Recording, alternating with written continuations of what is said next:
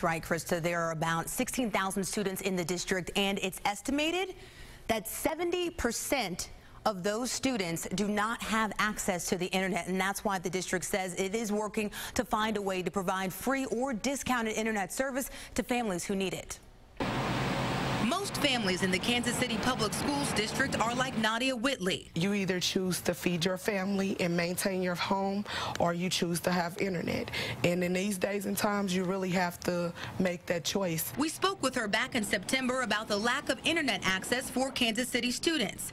Now the district is rolling out laptops as part of a program to increase digital literacy. They'll have to be truly proficient in the use of technology and responsible with the use of technology.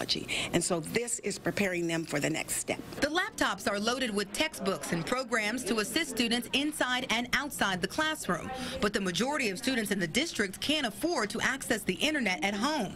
A crucial tool for at least 4 programs on the new laptops. Teachers can put planners and stuff on there, like what's due in class, a test that's coming up, so you can know to study and you won't forget. Richard Fisher III, an 8th grader at Lincoln Prep, represents a small portion of students that can use those programs at home. And for the rest, once they leave the classroom, their laptop turns into a school book. From our perspective, it's just not the resource, it's just not the tool that it could be if you had an internet connection. Michael Limata has been working to bridge the digital divide in Kansas City for the last 2 years. He says students need to be fully connected in order to directly impact their achievement. I don't think it's possible today to really get ahead and improve your life without connection to the internet. And most families share similar goals for their kids. I don't want them to be at the bottom of the pile.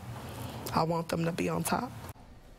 A spokesperson for the district says it recognizes that many families cannot afford internet access. District leaders are talking with several providers in the area to negotiate some sort of deal, but the district says these partnerships are costly, and it's unsure at this point if it can fit it in their budget. Mark?